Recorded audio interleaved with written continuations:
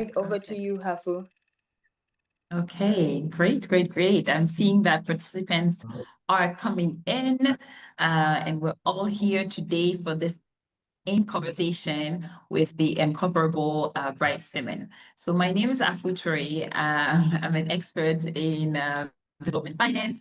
I currently work in Cote d'Ivoire as a consultant within the African Development Bank, focusing on special agro-industrial processing zone, but particularly on partnership and resource mobilization.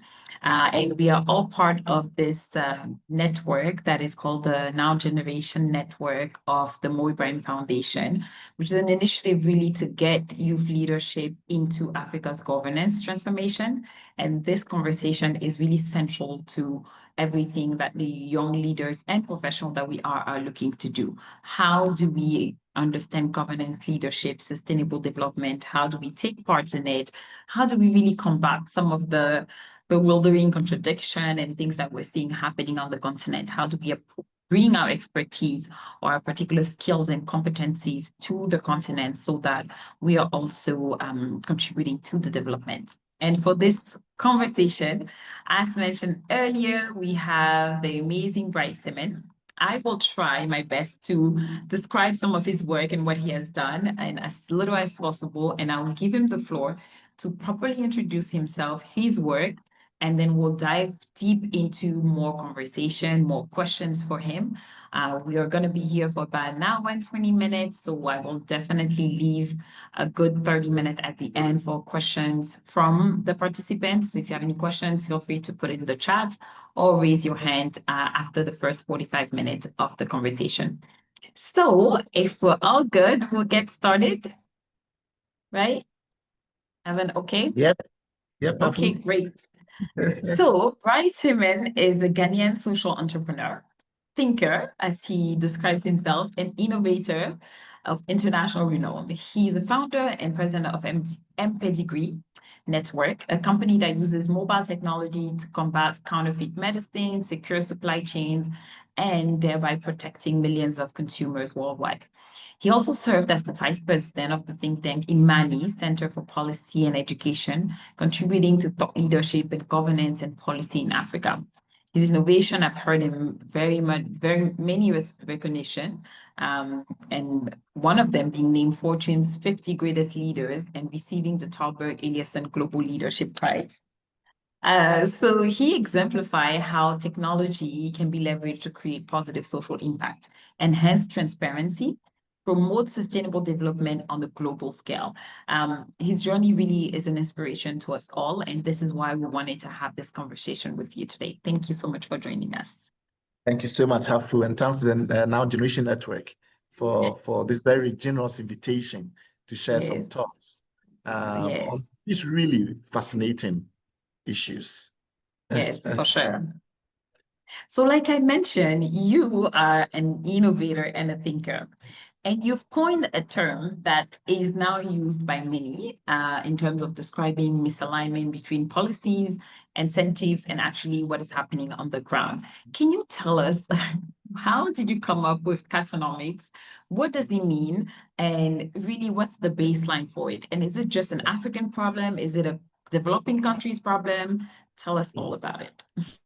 So, I mean, it starts off, Hafu, from the place that most of us on this call, the NGN, found, the pathway that took us here. It was a very similar pathway as well, which is you try to exert some social influence. All humans try to exert some social influence, but you try to exert a little bit more beyond your circle. And when you do, because you think you have a view of how society should organize, you look for channels and tools to express that influence. Yeah. So I discovered at some point that entrepreneurship, in particular technology entrepreneurship, could be that channel. And the reason was this was a period in the early 2000s when technology startups were having dramatic impact around the world, often in a very short period of time. And Facebook was obviously the kind of car example. And that kind of convinced me, oh, well, maybe those of us that are social activists oriented, maybe we need to use technology also. So I started working on technology entrepreneurship for a while. And it became very apparent to me in a couple of years that I could make a difference in some respects, but it was always going to be quite narrow and quite unidimensional. So if, for instance, in my case, I'm trying to solve the problem of fraud in markets by deploying technology that allows you to do things like verification of products, etc., then in those circumstances, people that have that specific problem could see an improvement in their lives. But we all know that social problems are very multidimensional.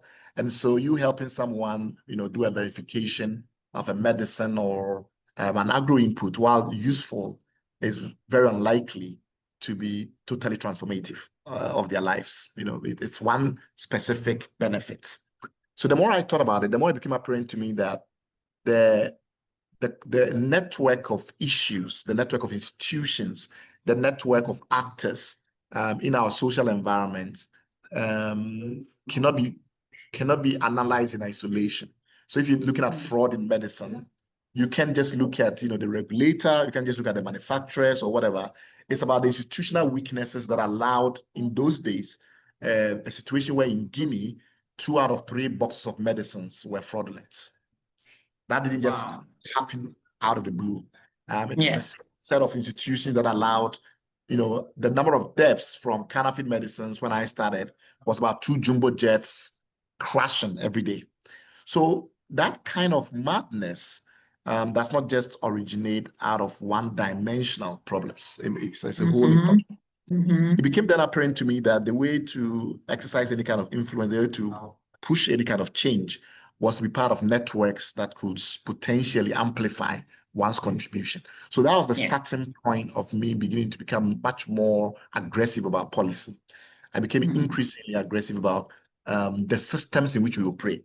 So forget about just my own contribution to a particular end of it, because I realized very quickly that, you could solve someone's, fraud problem with medical fraud and do very little about that person's bad water they are drinking, right?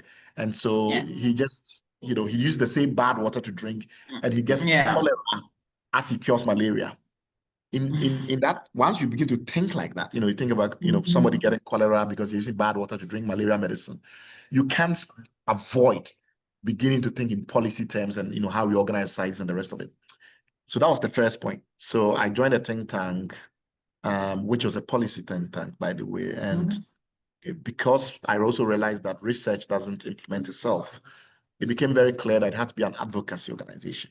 If we look into some aspects of policy and we do that research and we find out that the current approach being used by the government is not very effective, the current emphasis is not the right emphasis, the current prioritization is not the right prioritization, you need to go out there and tell people and hope to mobilize some action. That is when we realize that in the end, politics make the difference, right? Because you could do all the thinking and the rest of it, but if the political actors who actually have the power are not willing to implement, then it doesn't matter the quality of the research that you do, the passion that you bring into the work that you do. So my epiphany about the connection between policy and politics was very slow in unfolding. As in, it was always apparent from the very outset that there was a connection. You design policy, and then having designed that policy, you need to put it into practice. And putting it into practice in a social setting, a human social setting. We are large social mammals. That's what we really are. So just watching lions, watching the chimpanzees is one of the best ways of actually understanding how these things work. Conflict, rationing, resource management. In those circumstances, power is always critical. So how do you manage this interplay between knowledge and power? That was my epiphany. And it is a slow uncovering epiphany that you could spend a lot of time understanding something in great detail, but the person with the power hasn't spent a day thinking about it in great detail. But he has the power, or she has the power. So in those circumstances, how do you connect the knowledge with the power? And then the more I did that work, the more it became clear to me that there are a number of very simple principles that actually explain in great depth. And the problem is that they are so simple that people reject them because they don't sound elaborate enough. They don't sound like sophisticated theories, but they are so simple that we seem to have sidestepped them. And that took me about 2 decades of doing this work to finally to come to those conclusions. And that is what I'm going to describe on this call in a minute. But I'll pause now for you to get back if there are certain things I said that has already triggered some clarification requests. Yes, yes, yes. No, very much so. I think there's a lot of points I'm like writing down so quickly because there's a number of things that you said that I think will resonate with a lot of us here. You mentioned network, how we need to be working in network. There are systematic problems that are all linked and related to each other.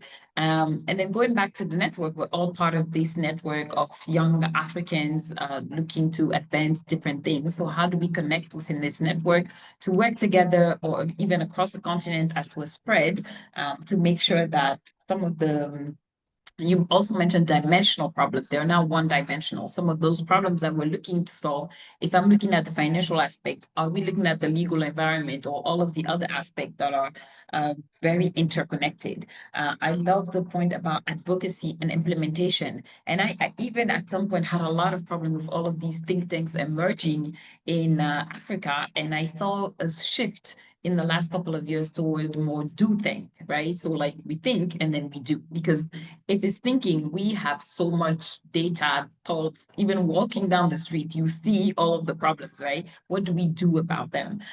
So connecting knowledge and all of this knowledge that we've amassed over the years to the power and the implementation structures that are in place is also key. So that's also very, very great. And you said that there's simple principle that we'll love to hear and benefit from your 2, 3 decades of work.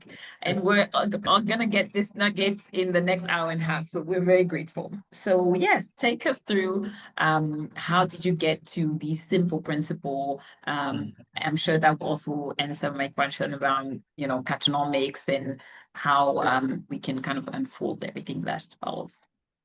Beautiful, Hafu. So first of all, the word Katanomics.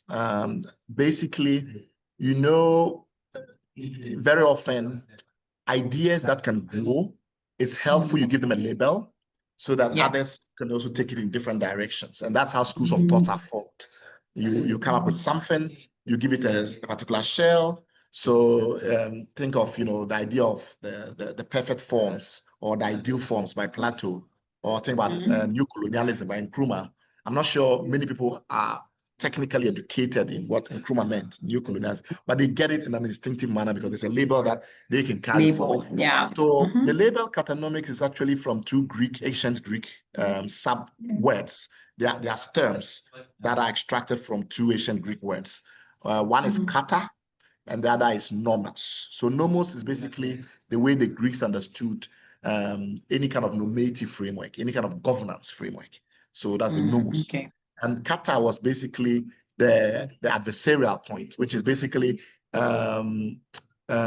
disruption or fracture or disintegration. So my argument is that the governance framework that we've been operating with in Africa for quite a while now has slowly shattered. They have slowly broken into many pieces. And we're not observing it carefully. So a lot of our thinking is not ordered because the policy element and the political element has in a way become disentangled. And in every society, you need a two to be deeply intertwined. So that's the starting point of the theory. Now, let me walk you back a few decades ago to sometime in the mid-50s, let's say 1955, when the Bandung Conference was being thought through. And for those of you that are not familiar with the Bandung Conference, this was basically the early stages of the geopolitical awakening of people in the global south, understanding that the world is structured in a certain manner, and the way that the world is structured, it's designed to marginalize those in the global south. So global south is basically Africa, Latin America, South Asia, East Asia in those days, and certainly, of course, the Middle East. And there was a sense that we used to call it the third world because you had, the first world, which was Western Europe and America, and over time, Japan. And then you had the East, which was an ideological rival with a different way, understanding of how the world should organize for development. And that was the second world, which was basically the Soviet Union, the Warsaw Pact countries, etc. And then you had the so-called third world. And China in those days was counted among the third world, not part of the ideological bloc that was the East, because China had certain differences of opinion with the Soviet Union. In fact, they were bitter rivals, and they fought more than one war. So in those days, China, a lot of the Asian countries, a lot of Latin Americans, a lot of African countries saw themselves as part of a third world solidarity movement And that third world solidarity movement was the beginnings of the notion of the global south. So we go to Bandung conference. My view of the matter is that things were very political in those days because it was about the vision of what kind of society. Should it be communist? Should it be capitalist? Should it be imperialistic? Should it be counter-hegemonic? So there was a lot of what's in the air. And also, the world hadn't seen globalization evolve for too long.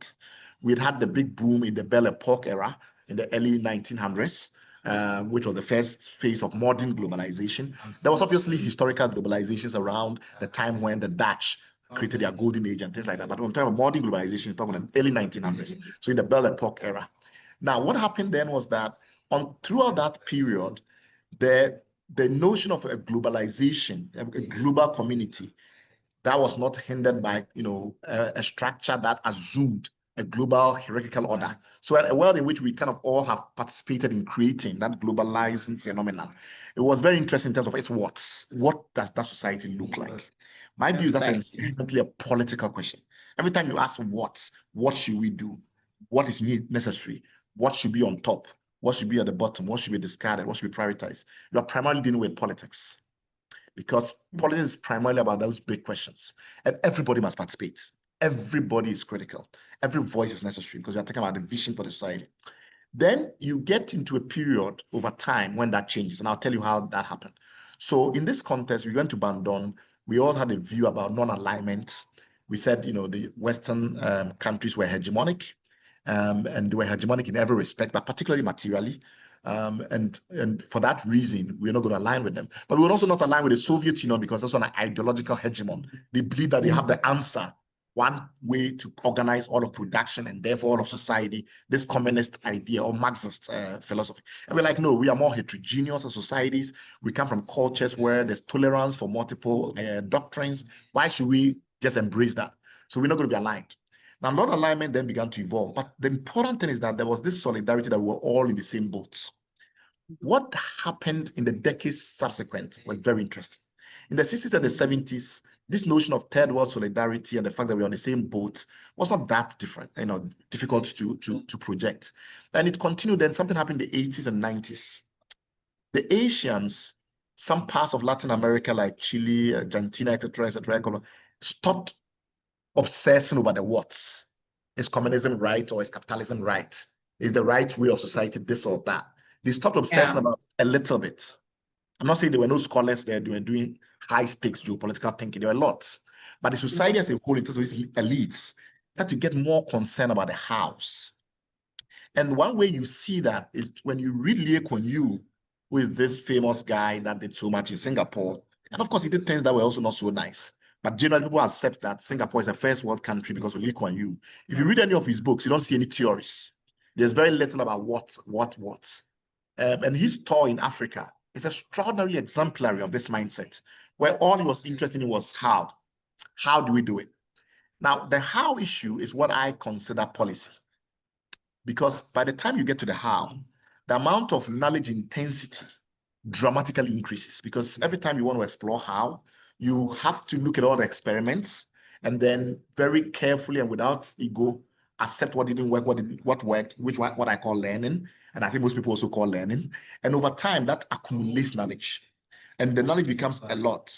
But that also means that you exclude people, because if you are not part of that process of learning, you can't all of a sudden be expected to contribute at the same level as those who have been part of that learning for a very long time. That means, therefore, that policy becomes inherently a very elite, but it becomes an elite of a particular kind of elite. It's an elite who's doing learning, not just an elite because they have a position. So positional elitism and learning elitism then diverges. Something happens though. Africa doesn't really move forward as rapidly, in my view, as East Asia first did in the 60s, and then South Asia started to follow in the 80s, and Latin America started to follow in the 90s. Africa still seemed as if we are focused on the big questions of the what's. What kind of society? What kind of global system? What kind of division of labor in the world? What kind of vision Africa must present to the world? And I think the hows somehow got deprioritized. Part of the reason is because we never got out of this political mindstorm that the world had dumped on us, colonialism, slavery, all of this stuff had forced us into a certain position in which this vision of a new world was the only thing we could think about. So you read your Cabal, Abraham, Amir Harrison, all of them, and everything is about diagnosing the world and explaining that a new world is necessary. I think Karl Marx himself had said that we'd all describe the world in many ways, but the real issue is to change it. And he did come up with a very specific set of steps, which was ideas around production and organizing of the force of production that he laid out. And I think that in some ways, we also, at least some of our leaders, were acutely aware that we need to implement these steps. The difference, though, and here's the critical difference. In the societies, if you go to Ghana, Kenya, Senegal, and the rest, the debates for the audiences that mattered, the critical elites who could actually do learn and experiment, were never about the policies themselves. So if you look at the issues that we grappled with in Ghana in the 60s, which led to the overthrow of Nkrumah, the issues that happened in Kenya with Jomo Kenyatta and the emergence of the Moi dynasty and things like that. A lot of the discussions were still about, things like which ethnic group why is one ethnic group dominant? Why is one particular person in power for too long? There were questions of essentialities without necessarily obsessing about, we tried this industrial policy 2 years ago, it led to this outcome, we need to change it. There's very little of that passion involved in those matters. Secondly, we also had the situation, because everything was political, that the leaders had to assume both knowledge and power in one corporal unit. So all Africa's leaders, regardless of their actual capacity and competence level, right from independence, became philosopher kings or philosopher queens, often kings, unfortunately. So what then happened was that Nkrumah was not only a leader, he was also the national philosopher. He was also the person who knew all the answers. And in some ways, because power and knowledge were so intertwined, we stopped debating knowledge. It's a bit like what happened to China in when the Gang of Four launched the Cultural Revolution. They shut down all debate, and which is why China in that period retrogressed until Deng Xiaoping did the Great Opening again, re-established the power of the Gaokao, and the Gaokao then established this notion of learning on the national agenda. So what do, you experiment and you learn. And you say, okay, this didn't work so well, therefore this must change. But that requires stakes. That requires that there must be a national audience for whom getting it right matters, and your political fortunes must be linked to getting it right. So I've spent a very long time to explain one principle, which is this. In certain societies, how you do the what you think is necessary becomes almost as important as the what. And your power base, your ability to command power, becomes increasingly tied to your delivery on the how. So politicians are organized around, I was responsible for this particular policy agenda, and these were the results. And then there's a debate about it, a fierce debate about it. So you go to the United Kingdom, in some periods in the 2000s, it was about grammar schools, charter schools, etc., etc. Should schools be allowed to be, moved out of the state sector and run according to specific principles and be tested? And some people say, no, we have as one national comprehensive curriculum. And there was a lot of debate about this. And politicians were arrayed on one or the other side. And your political fortunes depended on how the public, particularly the elite public, judged the performance of the policy. I think that because of that evolution in which the politics kept us trapped, we were trapped in politics. Policy never assumed the prominence it deserves. So very few politicians became associated with policies. You talk about Margaret Thatcher and you go to Britain and almost all of it is policy conversation. Yeah, there's some politics, but a lot of it is about breaking the unions. A lot of it is about privatization. A lot of it, he described in practical politics terms, and her opponents do the same. And every time you think of an anti-Thatcher movement, it's a policy matter. I think in Africa, we got stuck in the big questions. The big questions. Now, here is what's interesting. Here's where I wrap up for you to come back in. When this political agenda at the domestic level persisted, it's over time also led to, at the continental level, a geopolitical obsession, where we only saw the world in terms of politics, how the world is organized. I think Walter Rodney's How Europe Underdeveloped Africa is fascinating, and everybody should read it and understand the mechanics of how he describes things. But a world which is locked to Walter Rodney or Frantz Fanon cannot be a ruler that is doing very careful thinking about what are the strategic options in AI for my country, Senegal. Should I privatize data centers? Should I focus entirely on downstream use of AI, or at least 80% of my resources go into promoting downstream use of AI? Or should I focus more on integrating AI into education? These are difficult questions. They sound simple, but they're extremely difficult questions. Because first of all, you have to do a lot of knowledge gathering. Then you have to test one policy or the other, which then means you create more knowledge because you say, oh, we reviewed it and this was the outcome. And then people affiliate to one or the other. And then they contest for power and they come and implement. So the policy and the politics become so intimately intertwined that it becomes high stakes. The policy becomes high stakes. The problem in most African countries is that policy is not high stakes. So except in a few instances, so if you think of, let's talk of South Africa and think of Julius Malema, there is some issues which are indeed policy driven. Nationalization of the mines, nationalization of the commanding heights of production. But in most discussions of EFF policy, that's not what agitates. It's not the details of the different options and the scenario modeling that then creates factions and then people mobilize. It's more, the things he talks about the boas and kill the boa. Those things to me are still political because they are still based on the vision of what South Africa should be, as opposed to how you get South Africa there. How and do you, nationalization or not nationalization, how you do the nationalization. Because nationalization is one type of nationalization. There are national champions in China. They operate very differently from the national champions that you see in Brazil. There are national champions in African countries. They operate very different from what you see in Scandinavia. If you go to Scandinavia, there are state-owned oil companies. They're so different from state-owned oil companies in African countries. So there's a lot of detail there. My point is that detail is not going to be a conversation for the whole country. So every time you see something that agitates the whole country, it's politics. That's your quick litmus test. If the whole country agitated, then you are still in the realm of politics. What is the next level of policy? You need critical policy audience, which means certain segments of the elites become identifiable. And what are some of these segments of the elites? Trade unions, policy think tanks, universities, basically academia, certain parts of the press, the media.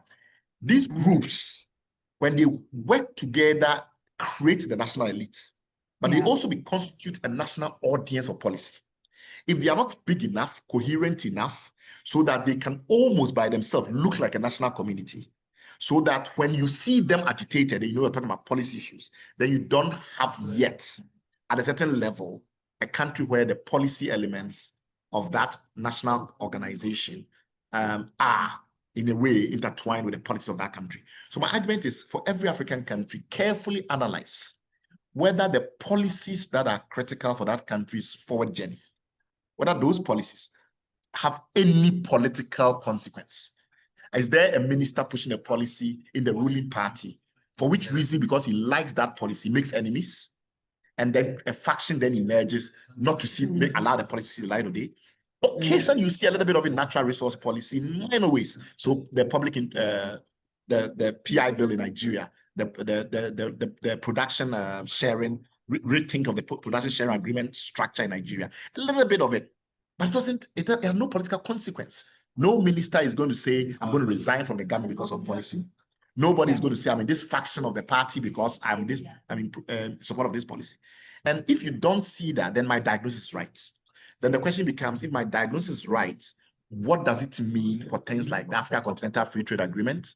What does it mean for things like critical minerals? What does it mean for things like Africa's image in the world, etc.? Because my argument is this: because the domestic level is what it is, at the continental level, all our considerations are geopolitical in character and very little in geopolicy.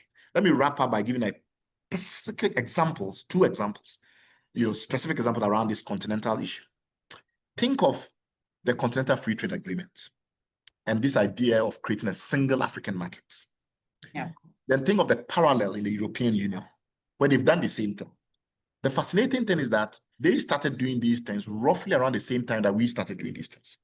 The Treaty of Rome, around the same time as our own OAU kind of dynamics. The free movement protocol in Africa is not that different from the free movement protocol in the European Union. Is it because we don't have the political will to do it? I don't think that's true. I think that most people in Africa know that Pan-Africanism has not been really effective. The problem is that they immediately then start to think of it in political terms. Oh, there's France that's trying to stop us from doing it. Oh, there's the US that's trying to stop us from doing it. And we stay there and we kind of talk about it, and we don't have the right leaders. It's all vision. It's all, we don't have the picture. The perfect picture has not been done. Actually, when you look into the EU experience, it's entirely policy. While the vision by Schuman and all of these people were broadly set up in the same way that our OAU vision was set out, a group of technocrats, and you find them by going to Brussels and looking at who's the street names, the streets are named after. It's all these bureaucrats. And these technocrats and bureaucrats then sat down and persisted on an agenda, helped by national elites that understood the European agenda. So this idea of being a Europhile or an anti-European politician emerged in European consciousness. In Britain, there are people that are clearly identified as Europhiles or Europhobic. Now, what then happened was certain policies had to be put together to make it work. And at each stage, you maintain the stamina of fixing the problems that were in the way and then continuing. And there were enough people that constituted a political audience watching what was happening and making sure it got into international politics.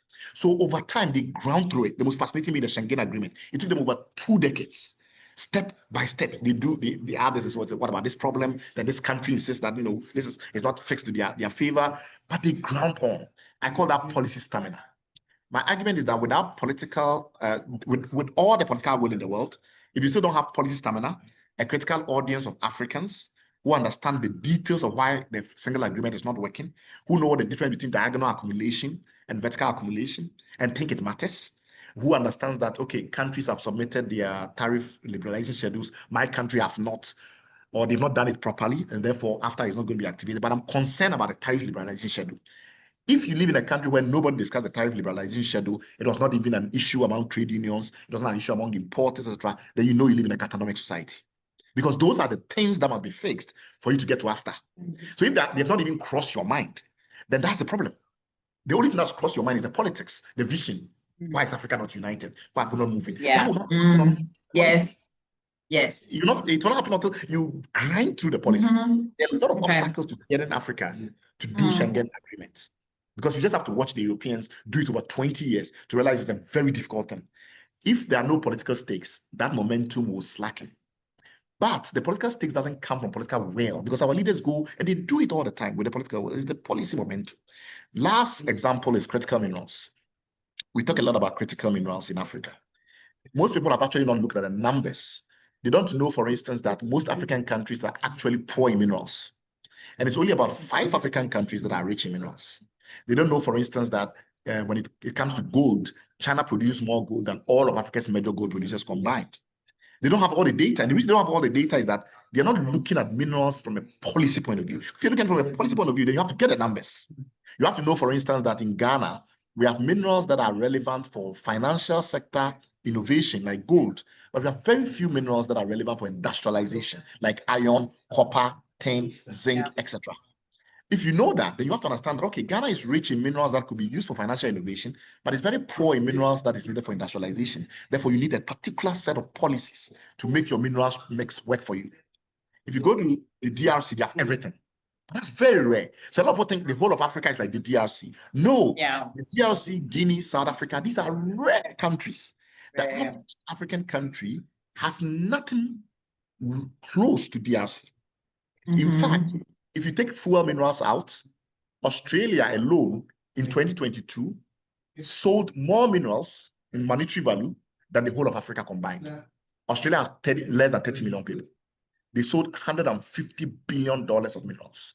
The whole of Africa sold about $130 billion worth of minerals. So the notion that we are all super rich in minerals is false. It persists because we are not doing policy. If we're doing policy about minerals, that data incongruity will stand out. How do you do actual policy around minerals? You look around the question of which minerals align with your industrialization agenda. They become your critical minerals. Most Africans talk about critical minerals. They know what they're talking about. They're talking about American critical minerals. Basically, what American policymakers have examined and decided that those critical minerals are heavily important to America. And if those are not there, then we go and pick the list and we claim, this is our critical minerals. That makes no sense. Our critical minerals as Africa should be aligned with industrialization. The problem is when you do that list, Africa is very poor in those minerals. Iron, copper, we have some good production. We have about almost a third of the world, 28%, but we have very few reserves. We have about 10% of the world's reserves in copper. Potash, needed hugely needed for agriculture. We have very little of it. Zinc, tin, less than 2% world output. So if we wanted to industrialize today, we have to import minerals. This was not the case in Europe in the 19th century. When Europe was industrializing, at some point, Europe controlled 60% of the world's critical steel-making minerals. 60%. So Europe doesn't have gold, but they didn't need gold to industrialize. They needed a lot of iron to industrialize. That is why when they were creating the European Union, they first created an iron and coal club, because these were so critical to militarization and industrialization that they needed to catalyze those minerals in order to enable the emergence of a common foundation, a common platform for unification. So it's a policy, it was a policy-driven mineral. My argument is, unless we're doing policy, we're not likely to solve the problems that have persisted for decades, because almost in every instance is the lack of policy stamina that has led to us not being able to solve the problems, not lack of political will per se. So I'll pause and then hear more from your side. Okay. Wow, this was great. There's a number of nuggets. Like my page is literally quite full with notes. So I don't even know where to start, but I have seen some questions in the chat. This is great. Hi, Aliyah. So I think what we'll do, we'll leave the last 30 minutes and you can actually ask your question in live to Bright. Okay, I have so many points, so many great ones. And I don't want this conversation to go all over the place, but I'm gonna just like go through a bit of what you said, because there was so much here. You know, there's the notion of how and I say we because we're all part of the system in which we inhabit, is that in Africa, we're still focused on the what do we want to look, you know, what should Africans do, and all of those questions versus how do we get there. And that has led us to really, oh, and it's your birthday today. Oh my God, we must sing at the end. Thank you, Prince, for highlighting that. You're spending your birthday with us. What a privilege. Oh, thank you. Okay, we're definitely singing at the end. So I'm noting that down. Happy birthday. And today is my brother's birthday. November 6th must be a great day. Yes, yes, yes.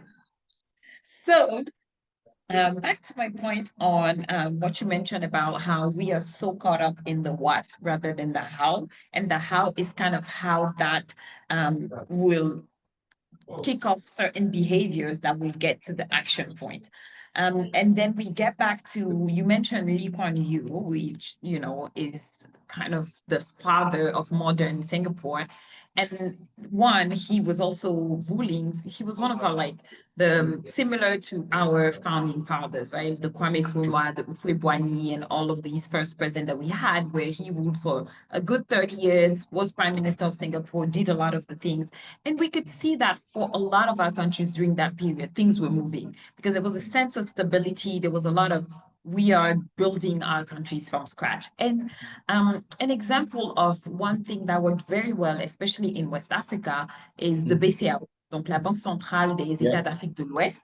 And this was actually the first central bank, you know, uniting multiple sovereign countries under a single monetary authority, and served as an example for all the other banks that followed, notably, you know, even the European Bank and some of the others that came after that.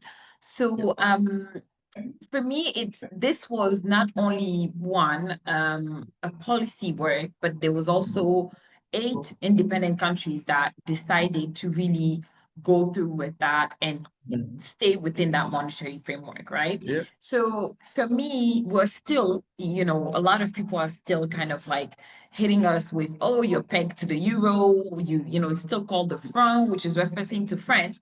But at the end of the day, this is a central bank that is working, that is keeping the currency stable compared to some other currencies that are fluctuating quite a bit. So sometimes the how can even impact some of the what that are actually working, because we want this vision of a sovereign Africa. It's so much more important than the concrete action, right? So And I know you mentioned. But on that specific point, let me make 2 quick points on that specific issue, because I think it's very important. It's very good. It's a very good illustration. Yes. A lot of people look at the alliance of Sahelian states and they go like, brilliant, because the world is beautiful. Sovereign African states, proud and on the world stage, and they plainly do politics. They've got Putin. But while that's beautiful, very few ask any questions about how what they are doing is different from before and from their neighbors, etc. So when you think of their decision to do a currency, obviously they've not been able to do a currency, because it doesn't matter how sovereign you want to be, doing a currency requires certain critical things to be put together. So they're still using the franc CFA. They're still using the CFA. Yes. And people don't realize that. They don't realize because they don't look at the house, right? Yes. They also don't realize that on top of this, when it comes to fighting insurgency, it's primarily how you build what we call a war economy. You have to put the whole economy on what we call war footing. So when they decided to go to Russia, where you pay for everything, versus France, which you don't pay upfront, they find another way to get the money, but at least you don't pay upfront. It doesn't change the fact that in each of those instances, you need a war economy. And France, by not being willing to invest adequately, lost credibility, which is why they got kicked out. But you go to Russia, doesn't mean it changes the fact that resources are needed. So you decide you want mercenaries to come in. And then the mercenaries cost $20,000. I was doing some research around this. And I found that on average, the Wagner mercenaries are about $20,000.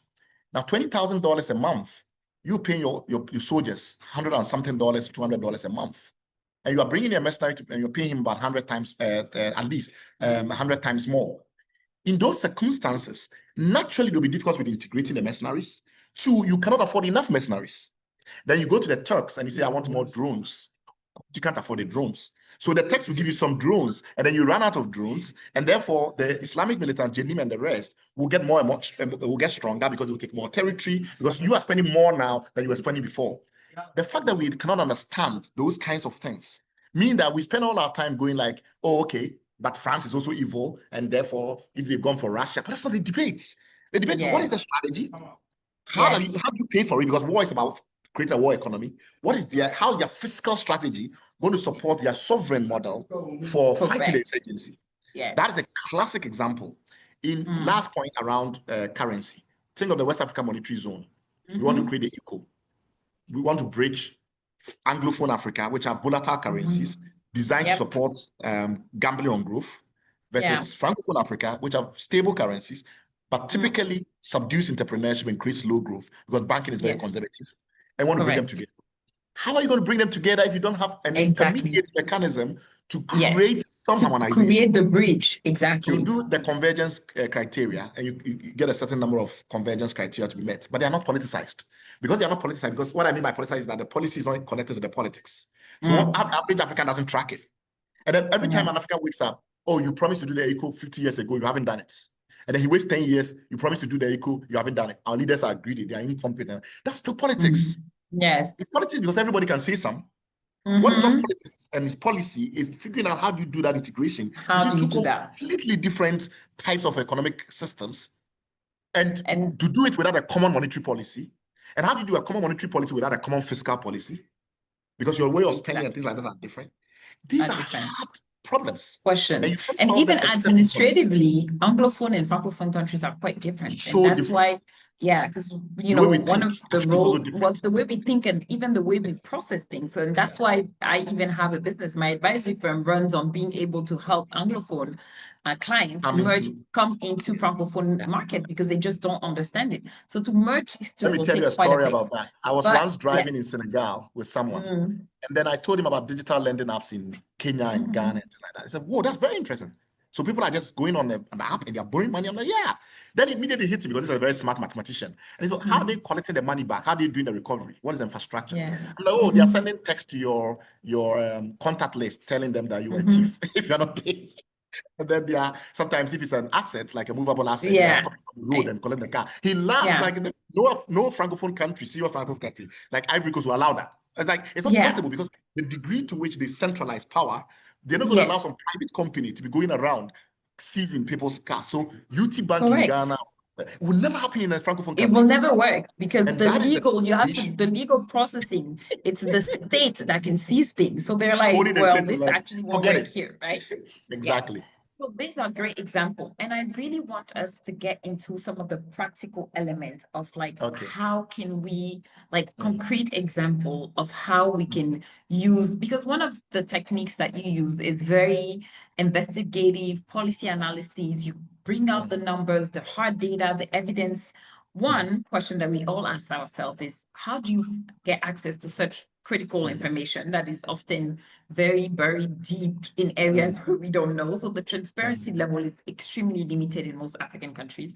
So how do we get this data? And once we have the data, how do we make sure that it's impacting this policy level and that we're moving from the how to the what? And that instead of really focusing on, what should we look like, and that we're doing the how. And one example that I've seen recently that I want to use to kind of go back to your point about this policy environment. I think especially with the youth, you mentioned trade union, think tank, expert, academia, press, and all of that. But I also think there's a bigger population of like young, educated millennials, Africans on social media who can take part in this conversation without being expert. I'll explain myself. So we have Mandani, who's kind of the star of the moment, the newest elected mayor of New Yep, York, Saran. and he ran his campaign on affordability.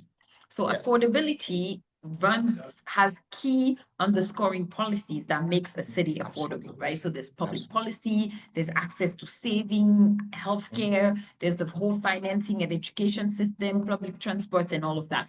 But by running on affordability and making it accessible, even in Relatable. terms of the language and relatable. We don't need to be a think tank. We don't need to be an expert. We don't need to be a mathematician or a statistician to understand that New York City is too expensive when rent went from $1,000 to $5,000, and that the policy that is needed for this to go down is more affordable housing, is rent freeze, and it is those terms that everyone understands, right? So how do we make sure that policy is not just accessible to the elite? Because we still live in a continent where we have a number of literacy that is relatively low, educated postgraduate with masters. I mean, that's kind of limited in our country. How do we make policy accessible to everyone?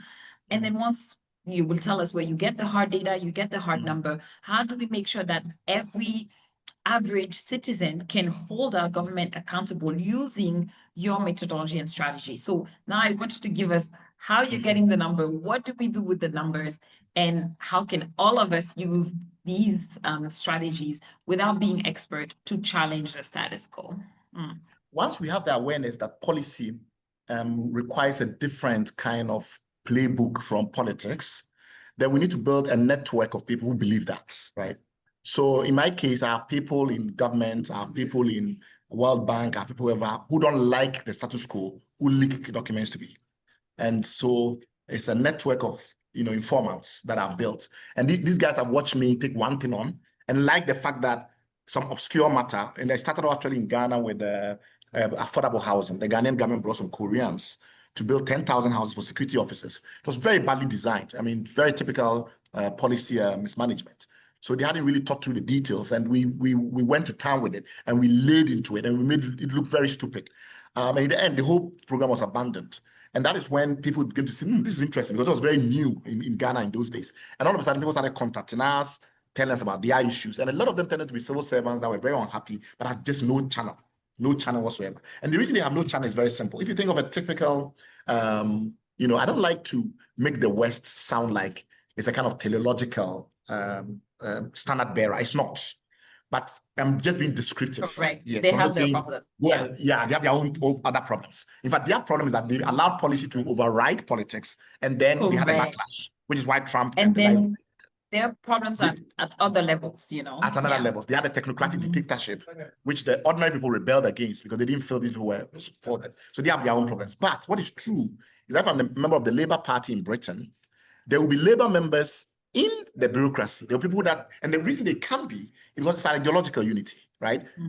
I'm a Labour Party member, so I'm left of centre, and I see the world a certain way. There will be people who are also Labour sympathizers, but because the Labour Party is defined in terms of policy, I can be a a neutral technocrat and still be oriented towards the Labour Party. And that therefore means that if there was something going on within the Department of Rural Affairs and I hated it, it's very easy for me to go to the party and give information, and then the party itself will agitate. So the political parties are machinery for policy contestation. Unfortunately, the political parties in Africa are not. So if you are a member of the NPP and you are in a ministry, MNPP is the opposition party in Ghana, or you're a member of the CCM in Tanzania and you are in the Ministry of Education, it is not policy affinity and policy allegiance that connects you with somebody who is in active politics. There's nothing to connect you. So in that part of the world, if you are a technocrat or a bureaucrat and you're still in a political party, it's likely patronage. It's likely because it gives you access to privileges. So the first, that diagnosis is very important, because what it means, therefore, is this. The machinery for running our countries, the political parties, etc., those kinds of things, have no policy interaction. There's very little policy elements. So we need to create policy networks of some kind. One way we do so, I think, is schools of thought. And if you think of schools of thought in the West and the East, it tended to be that somebody comes up with an idea like Katanomics, and then others build on it and make it way better. And so all of a sudden, you think of like the Frankfurt School in social science theory. The Frankfurt School by Habermas and co. Today, 70 years or so since the idea started to bubble, the Frankfurt School is still very alive, and there are experts in different universities who understand the methodology. So my thinking is that the first approach would be, can we find something like a Katanomics or some other word or some other label that encapsulates this view, and then have people in different ways and from different directions grow it. That's how Marxism began. It's one person diagnosing the world in a certain way, and then the Chinese have their variant, the North Koreans have their variant, Kwame Nkrumah had his variant, and it spread all over the world. And today, people call Zora Mandani a Marxist, and that is how it works, right? So that's one important thing to think about. What kind of schools of thought are needed? It doesn't have to be Katanomics, it can be anything. But Africa needs schools of thoughts. Neocolonialism and Pan-Africanism, unfortunately, cannot alone do it. You need more schools of thoughts. So that's number one. Number two, these networks I'm talking about have to be anchored around some ambitions that we share together. And that means that the youth in Africa that have all these tools of social media and the likes, WhatsApp groups and the like, my worry is that a lot of elite WhatsApp groups I'm in discuss more European football than they discuss anything remotely relevant to Africa. So there's clearly an elite checkout of the issues. And my sense is that there is some room there. Third, in terms of education, in terms of data and the like, I think there's a possibility for NGOs, for CSOs and the like to emerge, innovative organizational forms that make data the anthem. So essentially, there's a possibility that data could, data infrastructure, building data infrastructure, building database and things like that have commercial value, but also begin to have value in policy, could play out. And then lastly, there's nothing better in my view than ordinary people beginning to think of themselves once again as people that pay attention to specific areas of their national life and taking a real interest in that.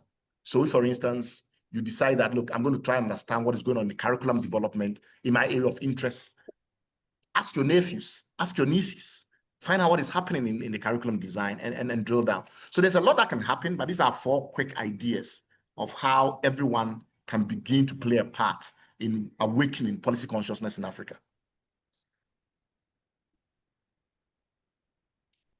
You are muted. Muted. Sorry. Thank you so much. I mean, it's great that we now know that there's so many kind of, I would say, disgruntled public servants that want the information to get out there, and there's just no avenue because sometimes our press can't even be held accountable. 2, that once the information is there, how do we really break it down so that the average person understands the implications of this bad policy and how it has created this environment where there's these terrible housing. Are you coming tomorrow? Yes, I am. See you tomorrow. I'll see you tomorrow. Sorry, Henry, do you mind muting your microphone? Thank you.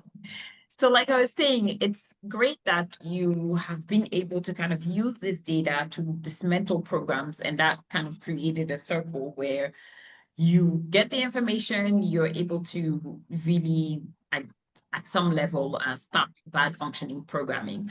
But that also takes a level of like advocacy, because some governments, to be quite honest, they will see this in the media and nothing happens, right? How do we make sure that things happen? And this actually will be my last question before we open the mic to the others. Beyond just how do you make sure that the government is held accountable? Like, you know, once you publish the data, once you've kind of highlighted how terrible this and that policy was happening, what happens next? And then how do you avoid, you know, lawsuits, threats to your life? How do you avoid being bought into the party? And next thing you know, you're now a minister somewhere, or like, you know, not saying that that won't happen, but I'm saying that we've seen the most vocal people join the party and do exactly the same as their predecessor, or even worse, which is, you know, even shocking. And you're like, oh, we have the bar. Like, this is what you've said in the past, but they don't care, right? They wash it and they'll laugh with us. So these type of expose and critique, like, how do you ensure that you're safe, and especially in certain environment, and that you're not exposing your business, your livelihood, and so on? And how do you stay apolitical, or like apolitical, as you say it in English? And then what is it targeted at? What is the end goal? Is the end goal that now these political administration will implement better policy? Do you see a sustainable like progress as some of this work is being done? Because some of these things could be discouraging. Like, you dismantle one and then you see another worse one come up the next day, right? So yeah, across the continent. And then, you know, for us, the new generation that are using social media and other platforms, how do we make sure that it's now, because we've seen a lot of, you know, protests from this generation, but we want to make sure that we are actually taking some of these discourse from social media and having it work on the ground. So how do we kind of connect some of these complaints and vocalism into actual actions on the ground? So I know that was a lot in one, but I still want to get your thoughts on your nuggets on each one of these points. Thank you. Absolutely. No, these are really critical. So I think, first of all, we have to be careful that we don't get sucked into a moralizing, pathway where we think it's about the quality of the human being, and it's about, how patriotic some people are, etc. Those things are really meaningless. Human beings are generally, in a heterogeneous point of view, similar in groups all over the world. So there isn't really that much of a difference in the general human moral compass between people in Sweden versus people in Burundi or something like that. It's just very, if you really travel around a lot and have a lot of multicultural experiences, you realize that at heart, we are very similar in terms of our moral compass. What is certainly different is that the living conditions of people amplify some behaviors and suppress some behaviors. So Ghanaians that or Nigerians that drive haphazardly in Lagos and Accra go to London, and all of a sudden they are the perfect picture of conformance. So that tells you it's not about the person per se, it's about the living conditions. And so therefore, what we are interested in is not trying to, overemphasize the personal values, which a lot of leadership programs in Africa do. I think they're important, but they're not that important in this diagnosis of the problem. So in this diagnosis of the problem, we are thinking more about power and knowledge. We are saying that a lot of our problems, regardless of what people think, are knowledge intensive. A lot of people think our problems are simple. It's just a lot of moral perfidy that leaves the leaders doing whatever they want. But actually, our problems are very simple. They are not true. And I had a friend I used to argue a lot with. Everything I said about governance, he would say, oh, all our problems are problems of poverty. And we just have to solve the basics. And if people have food, they will change. And then he realized over time, after his business was battered very badly, that no, people can be very rich, and if the systems allow them to be perfidious, they will still be very perfidious. So it's a system building mindset we have to have. Personal values are important, but it's a different discussion around leadership. My view is that there are organized frameworks of society around the kind of things we take an interest in, etc., that can shape the politicization, and that's important, of ideas. So you move from knowledge to power. So if you accept that the knowledge intensity matters and the knowledge often is there, and with AI, knowledge is going to become commoditized and there's going surplus of knowledge, then the question is how do you convert knowledge to power? That is actually a very difficult question, because the more knowledge gets commoditized and the less is valued, the harder it is to convert that to power. So that's the first point to note. The second point to note is that doesn't change the fact, though, that a dawning of awareness could all of a sudden create armies of people who know the right thing and insist that therefore the right thing should just be done. The third thing is that we're going to have countries in Africa that are going to be lagging because the political structures that have been created have centralized power so much that there is just no way to game the power. So these efforts will not be uniformly successful in every African country. In African countries that are heavily centralized and where power is really heavily centralized, we need a different approach. We need to think differently about what we do to disrupt those systems. So everything I say now applies more to middle of the road African countries, like your Kenyas, like your Ghanas, like your Benins, like your Senegals, Ivory Coast, etc., which are countries with some political competition, some room still for maneuvering, etc. And there, my sense of it is that you as an individual, if it's about your personal values and therefore your personal security and safety, and then you've already lost. It has to be network driven. It has to be ways in which you create amorphous structures that the politicians find hard to narrow down. And one of the ways you do that is back to networks. You create alliances, things that a business should say, an industry association should say. Industry associations should have rapid turnover of executives, so people don't start to associate them with particular people, etc. Trade unions should have leaders that stay on for 6 months and new leaders come on. We have to use adaptive systems to create these amorphous networks and structures that are very difficult to pin down to individuals. And I think those are some of the very critical things we can all start to advocate.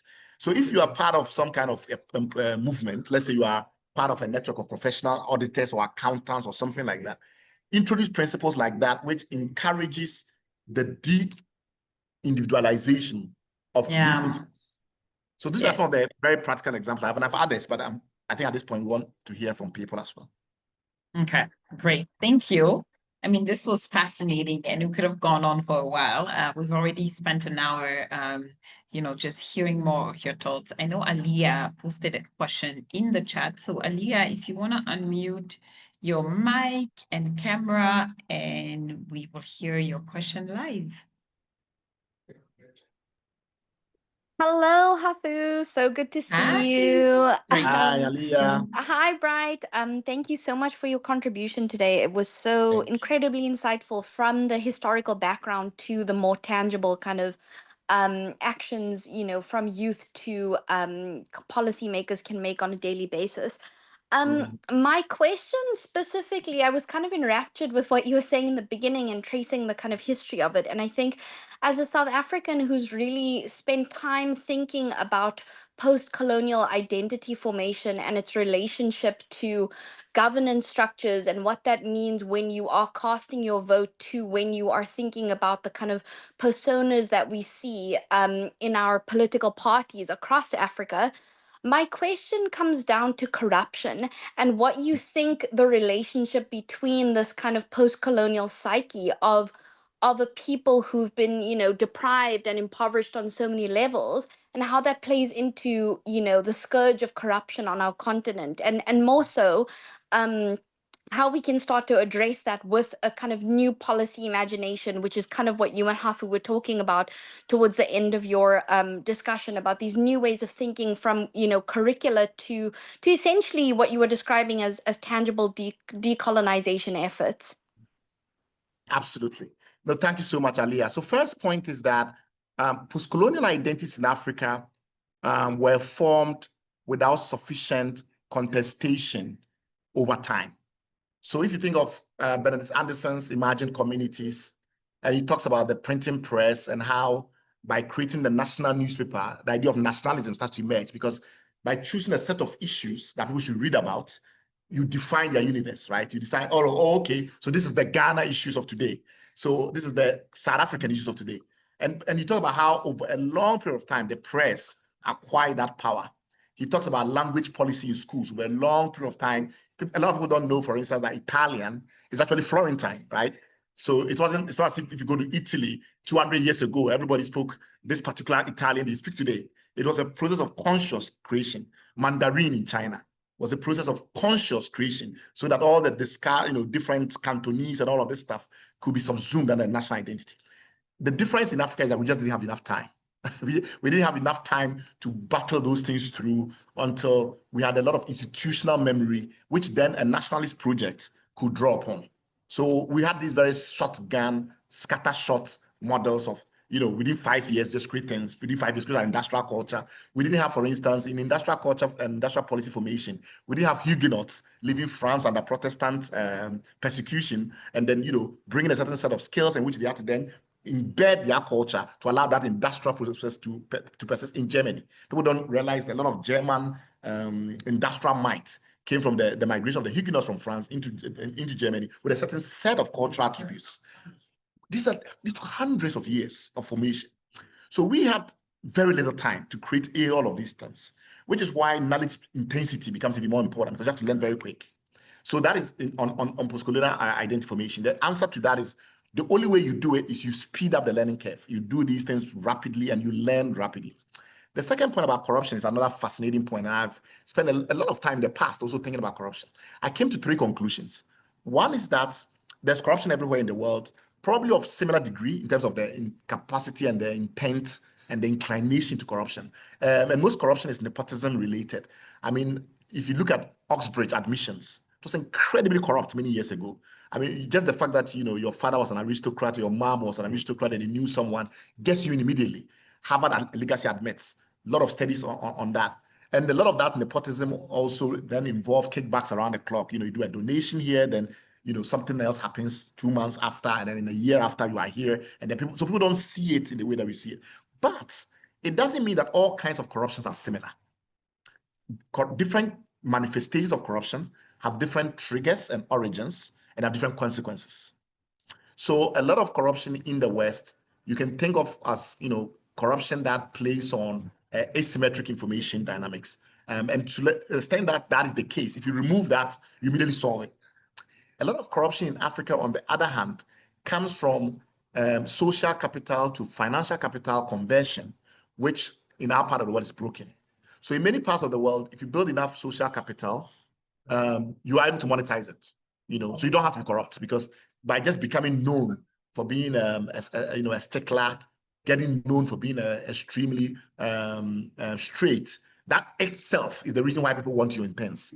People bring you on their boards because they know you are incorruptible.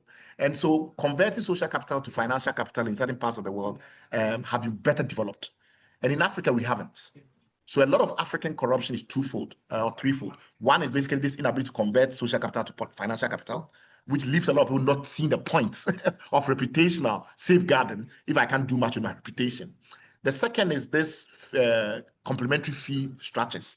We pay people so badly for taking decisions that are so important that there's such a mismatch that they look at the mismatch, they go like, you're going to pay me a supplementary fee to make this worth my while, or else I'm not going to do it, or I'm going to do it in a very shabby way.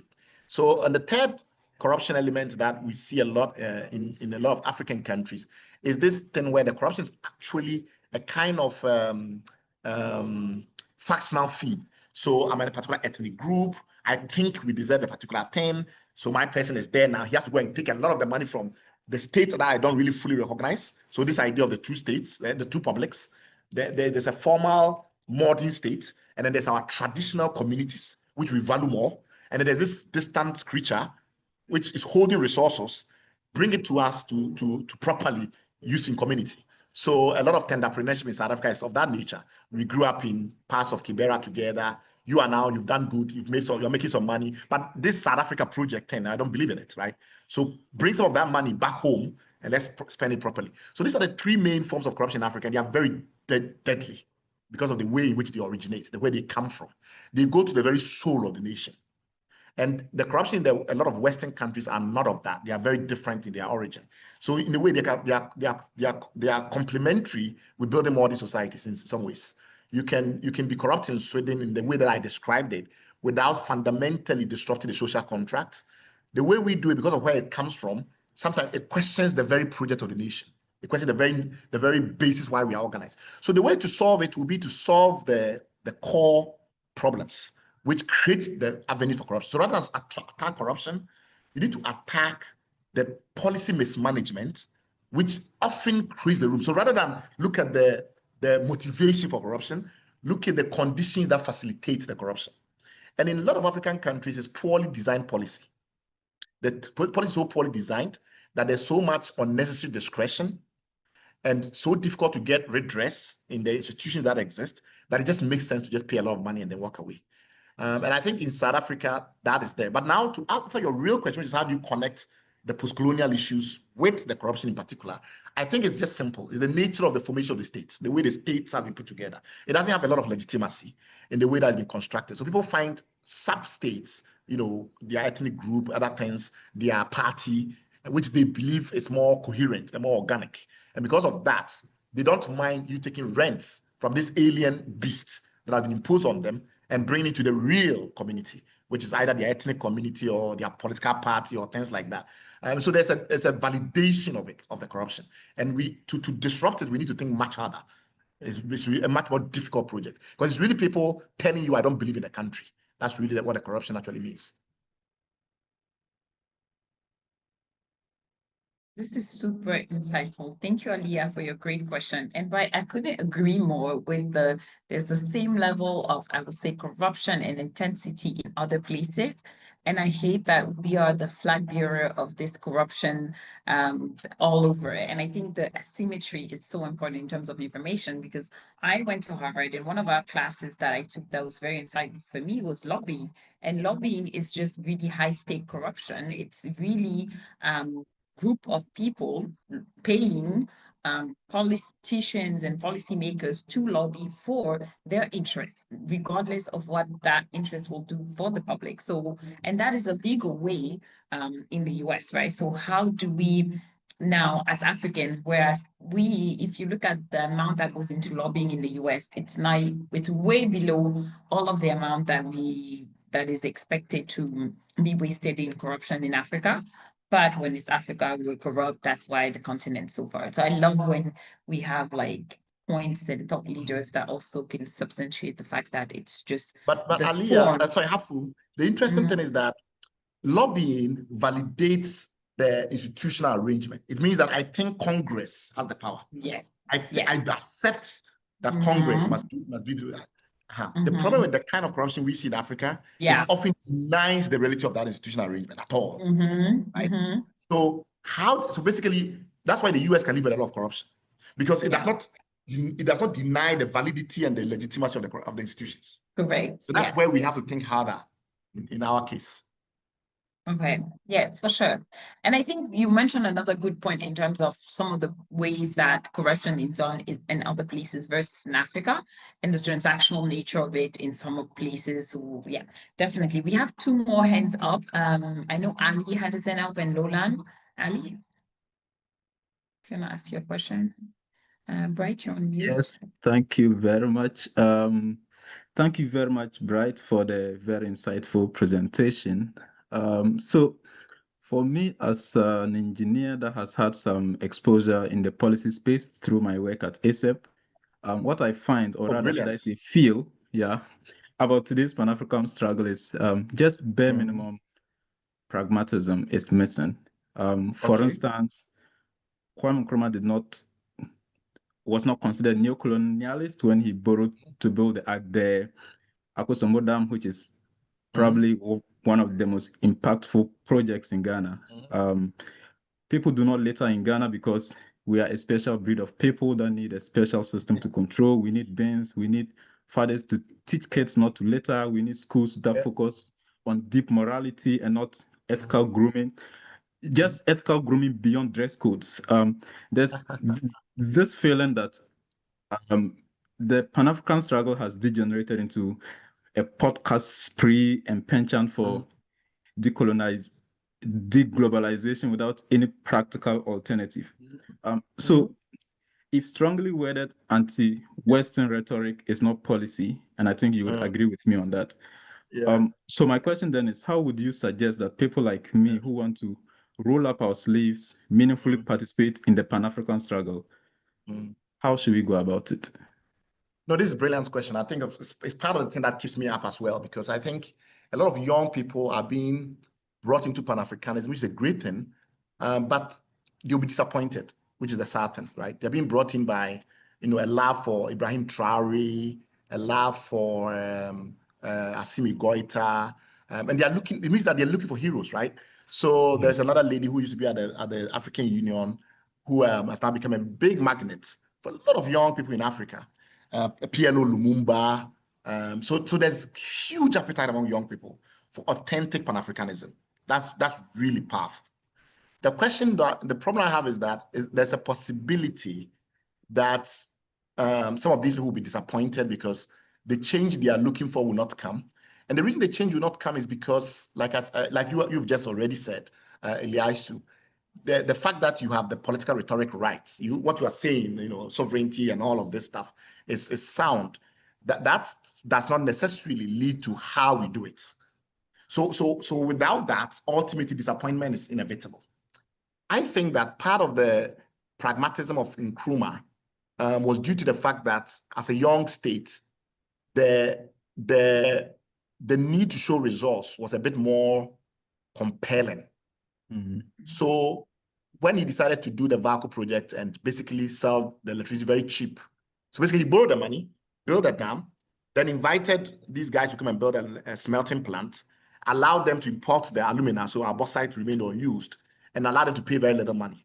Today, that would be called a complete sellout, right? Today, this would be incredibly lampooned. But in those days, I think the pragmatism was primarily because three things. One is the policy debate really didn't exist, like I was trying to explain. So even though Nkrumah could have refined some of the strategies and whatever, I don't think that was the way that the world worked then. And part of the reason we have a challenge is that we haven't outgrown that. We still think, if we trust the leader, if the leader's heart is in the right place, that is the ultimate. As opposed to, I think the leader is great, but I still can improve the policy. I get a lot of that backlash in Ghana because there's no policy I can't see an improvement on. And the typical response is that, don't you ever see anything good? Right? Because that's their mindset. The mindset is it's all about moral, intent, etc. And I think we've kept that, and it's very bad, right? We have to have this notion that it's about knowledge, and therefore, because knowledge can always be improved, it can always be enhanced. It doesn't matter what the person's intent is and the rest of it. Can we improve it? Can we do better? I think we don't have that. So it's led to a situation where people are more interested in signaling. They want you to signal your allegiance to the Pan-African movement than whether or not your ideas are actually effective, right? Because it's less about how we get these things done effectively and more about whether you are with us or you're not with us. So it's a kind of nepotism. And the kind of nepotism that we've seen in the modern Pan-African movement has led to an uncritical acceptance of a canon. So the canon of Pan-African thought is not growing. It's a bit like what has happened in religion, where a lot of theology, settled theology, there's very little new ideas. No, so people have stopped paying attention because if you don't change and science is giving us all these new wonderful things, why do I want to bother about religion? Because they are not seeing anything new. And I think Pan-Africanism risks becoming like that. It's basically repeating the same mantra all the time. And I think the way you move forward with that, the way you change it, is to look for clever ways in which Kwame Nkrumah taught, Cabral Meha taught, Sankara taught, etc., addresses really specific things about electricity market pricing, addresses very specific things like AI strategic options and why there are certain strategic options available to Ghana but not to Nigeria. We have to start advancing the work. So when I talk about schools of thought earlier on, the reason why the West leads in this knowledge to power dynamic, and have done so for a long time, is they don't sit on their oars. They continue to criticize intellectual heroes. Sometimes they completely demote them. They continue to come up with new ways. They keep at it. So every time you look at Kantian metaphysics, there is 5 times more knowledge this year than there was last year. Every time you look at neocolonialism, when was the last time you read something truly inspiring? Like, say, somebody was talking, let's say the pandemic period, and there was a pandemic treaty. And then somebody takes the pandemic treaty and carefully explain the new colonial structures embedded in it and how it manifests in pharmaceutical prices and how in 5 years it's going to do this to Africa. You don't see it. So where's the actual scholarship that takes forward neocolonialism? And I think that's because we're not building schools of thought. So nobody sees it as their duty to take it forward. We've accepted this lazy canon, and it's as if I have to read 5 books, and then all of a sudden I'm better than the next person because I've read my 5 books. And that's the problem. Thank you. Thank you so much, Bright. Lowland, quickly your question. We still need to wrap up, sing for Bright, and close in the next 8 minutes. So go ahead, I'll Lowland. keep it short. So I think a lot of people have captured some of the questions I had. But Bright, one point you made is that there is this lack of thinking and policy activism, challenging policies within a lot of institutions. One of them is political parties. Now, in the case of Ghana, for example, we've seen recently the growth of professional groups within political parties. Professionals for NDC, professionals for MPP. And yes, those groups don't seem to, generate the sort of policy debates beyond just the obvious problem of the fact that to advance in the party, you need some sort of patronage and the loyalty question that you've already addressed. What factors do you think are hindering, the potential influence of these professional groups within party structures? Great, Lowland. Great to see you. I think generally we have an ultra-rationalist foundation to all our ethics, which I think is beginning to harm us. So we very quickly look at, practical benefits, practical end games, etc., as opposed to sometimes spending enough time, pondering about the fact that I'm likely to lose, I'm likely to fail, but I'll do this notwithstanding, because and I think that kind of mindset will require that we show examples. I don't think that can be solved by any kind of advocacy or anything. We will have to create examples. Somebody will have to take some political parties in Africa and then go in and become a policy person who doesn't talk about the political issues and makes himself very difficult to target because all he does is talk about the policy issues. And then because he does that, maybe, immobilize a wing of the party. I think it's going to be very difficult, as you know yourself from the Ghana experience. But my sense is that nobody is trying, because people actually don't diagnose the problem the way we are doing it today on this call. I think this idea that we don't do much policy thinking in Africa is not something that is accepted. Perhaps it's too simple. Perhaps it's too crude. And it's not as refined as some of the higher constructs in political science and the likes. And therefore, people don't even look closely to see that that's what's happening. So how do we create policy wings in political parties? I think you have to take a very specific issue in the country that matters, like Galamsey, and then create a Galamsey wing of the MPP or the NDC that then only talks about Galamsey within the party. And even though some people will say you are destroying the party's fortunes and the rest and the likes of it, if you do it in such a way that allows you to criticize the other party at the same time and therefore move forward, maybe other factions may emerge. But to be very honest with you, I don't think there's a simple answer to the point you make, which is literally inertia. There is really inertia about making these political processes about ideas. And I think it's our duty, all of us, to ask ourselves, how do we make ideas not only attractive in Africa, but they become the fulcrum around which the organization of power begin to emerge? Because if that doesn't change, I struggle to see broad-based transformation. There will be some scattered examples of success in areas. Dangote will build a refinery that all of a sudden shocks everybody by the scale at which you can operate in a country like Nigeria with where power doesn't work. But I think the Dangotes are actually the reason why we should begin to observe that, the fact that somebody has to go through so much just to create a simple thing that in other countries don't even think about. You don't think about fuel if you are in Poland. It's not a thing. I mean, refined fuel? This is technology of 150 years ago. But Dangote is a genius because he's managed to get to refine fuel in Nigeria. But people don't see it that way. So I think some of these things requires us to begin to show people that ideas are pretty critical. But I will take your challenge and do more thinking about the specific question you raised around how do you transform these institutions that are full of inertia. Thank you, Bright. Thank you so much, Lowland. Julius, you have 30 seconds for your question. And Bright, you will also have a minute to answer. I actually read his question, so I can actually answer it straight away if that saves us time. Oh, great. Julius, is that okay? Yes, that's fine. That's fine. Okay, so Julius, I think the democracy question, I think, is heavily overblown. I call it the overloading of democracy. Democracy is a very simple thing. It helps you to choose a set of leaders, and that's what it does. It doesn't promise to do more than that. Other things do the other things. So if you want to do better educational curriculum, if you want to do better industrial policy, all of them have their own disciplines of governance and political economy that you need to go and master. Somehow, we blame democracy for something that nobody has ever said democracy was the way you industrialize a country. It's basically a set of very specific technical instruments for how you try to reach in power. That's what it does. So to expect democracy to be the thing that will fix your schools and to do industrial policy, you can have anything, you can have any mechanism for reaching power. If that thing doesn't interfere with the political economy of industrialization, you still industrialize. Because there's a whole school of thought related to that. And there's a whole set of issues and whatever that we know very well from 100 and something years of industrialization history of how it works. So to think that by just having democracy, by having a mechanism by which you reach power in a country, somehow very specific things like power and schools and health and factories and how you manage them and can also be fixed by how you reach power is not true. It's how you use power which makes the difference. And how you use power is not addressed by democracy, which is about how you reach in power, how you distribute power. It's a complete misguided notion. So blaming democracy or not blaming democracy or accrediting democracy for certain things, I think it's just poor categorization in my view. So people should let democracy do what it does. If you want to distribute power in your country in the least violent form, choose democracy.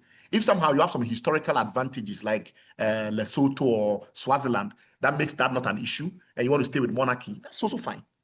Yeah. But don't decide that our country, we don't have a non-violent way of sharing power, so we've chosen democracy. And then when democracy doesn't give you good schools, you blame democracy for it. There's no link, it's my view. Mm-hmm. But I think, right, quickly, the way in which elections are done and the way it's so hard to get to power, right? Maintaining the power is one thing, but then you have all of your people, let's say that way, your partisans that spend the first 5 years post-election kind of getting settled after winning. So the change and the frequency associated with some democracy is sometimes the challenge that we've seen with industrialization, because we've seen when we had leaders like Ufwe for 30 years, we can see 30-year projects get done. But with changing leaders every 5 years, the project get pushed to the other 5 years. And it's when they're ready for election that they bring it back on the table, right? But I think we need a part 2. If you agree, please use your clapping hand, because we have so many more topics and questions for Bright. Especially this democracy issue, I think is a very interesting one we discuss. Just democracy in Africa. We can have another hour and a half on that. yeah, because I think that, other mechanisms for distributing power can also be much more difficult to align with an incentive to develop. So it's a matter of deciding what's your beef. Yeah. Which one is best for us. Exactly. So let's take for Bright in that last 30 seconds that we have. Happy birthday to you. Happy birthday to you. Happiest of birthday, Bright. Thank you for spending a full hour and a half of your birthday with us, for your insight, for your time, for all the nuggets that you shared with us. My sheets are full here, and we'll definitely be following up. You're seeing all the cheers from all the remaining participants. Thank you for your time. It's been a pleasure. Thank you to the Moi Bright Foundation for providing this platform to the Now Generation Network. It's been my pleasure moderating this conversation. Hope I did it justice. And I look forward to the next one. And thank you to Richard. Thank you for excellent moderation, Hafu. Thank you. Thank you, Richie, for coordinating all of this. He was amazing. He's the one who got us Bright. So another hand for Richie, and thank you, everyone. Bye.